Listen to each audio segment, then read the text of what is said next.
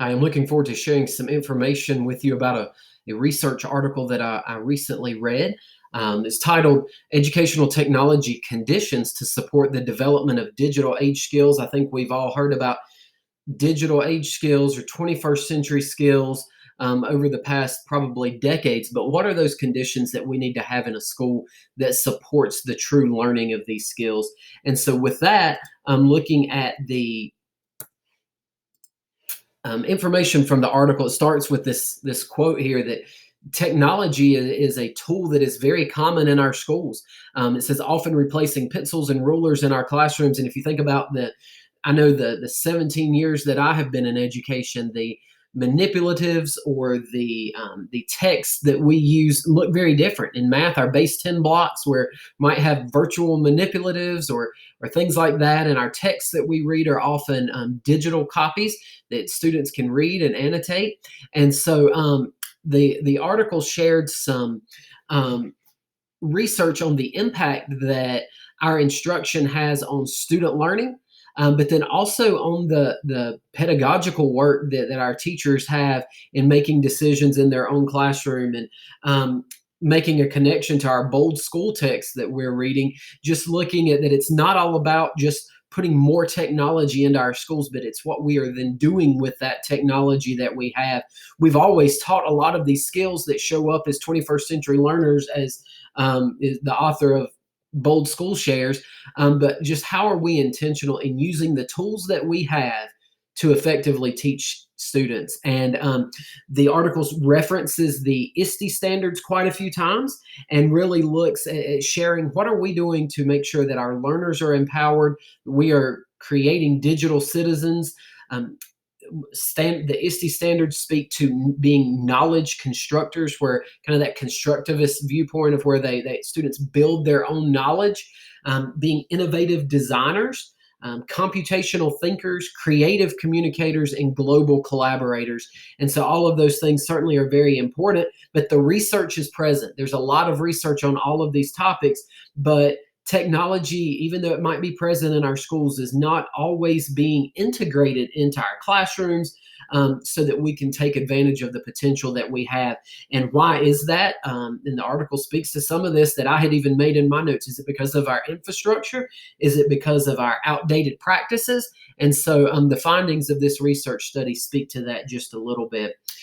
We see a literature review in the article, and they speak more to those digital age skills. What conditions are needed to develop those? And again, tying back to the ISTE standards, but it's important that the literature review shows that those digital skills that we're wanting to teach students, they are very learner-centered and often very differentiated, and really looking for our students to take ownership of what they are learning. And so again, what conditions do we need? What's the context that we need for developing those skills among our students? Looking at the use of mobile applications and the things that we have, how are we actually using those? What does daily student and teacher technology use look like? There was some research shared on that, information that, and even again in some notes that I had made before I got to that section, looking at what impact does low socioeconomic status play, and also that social piece to our work. How are students engaging with others in school and out of school, and how does that influence how we use technology in our classrooms? And then many different school types today. The literature spoke to charter schools, traditional public schools, elementary versus middle versus high school. So just a lot of good information to kind of lay the groundwork for this research study. It speaks to school connectivity, students' access to computers, and then the professional development that teachers have. But a point that was made through the literature review is just because there are digital tools available does not mean that students are using them and using them for the purposes that they're intended for. And so this study aimed to uncover what are those technology-related elements that we need in schools for students to build these skills. It looked at how are teachers using the technologies, how are students using the technologies, and then as an organization, again, going back to that connectivity and the devices, what does that organizational capacity mean for the technologies that we have in schools, and then again looking at the folks that were interviewed, what are their school backgrounds to give more information. And so the results show that many times there is very much regular use of digital tools, but if that is used well, then it has a strong likelihood that teachers are going to say that students are learning about these digital skills in their classroom. Again, this doesn't seem as a huge shock to me, but I think it's important to have it there in the findings that schools that have a strong level of support with technology, maybe through an instructional technology facilitator or different technology staff or coaches, teachers are better able to provide learning experiences for students so that they can build these digital H skills. The results showed that schools need to focus their resources on making sure teachers can use the technologies well, that teachers are familiar and are fluent in their use of mobile applications. And I mean, I think of learning management systems like Canvas or Google Classroom or whatever's used. Our teachers need to be able to use those well in order for them to be effective in the use in their classroom.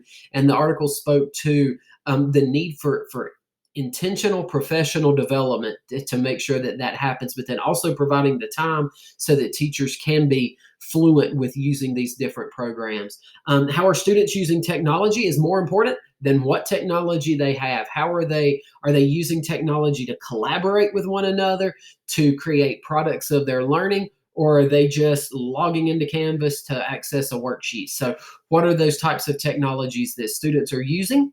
And then the article is very interesting, spoke to there was really not much impact on the socioeconomic status and the relationship there to students learning and developing these digital age skills. The type of school really had little impact on the findings, which I think is very important. And so, again, just looking at what technologies are available, and if we're going to impact student learning and especially build these digital age skills where students are designing things and thinking of creating things at that highest level, that they are communicating their learning and sharing that, and they're collaborating with others, that if we're going to do that well, we want to focus our attention on professional development for teachers and giving them time so that they can become fluent, so that they can better teach their teachers. Again, nothing that I thought was earth-shattering or all of that new, but just a good reminder for me as a school leader to make sure that I'm intentional. I'm not worried about getting all the devices and all the latest things, but how are we using what we've got, and how are we training our teachers to use that stuff very well? So it's a very interesting article, and I will make sure to post it so that you can check it out for yourself.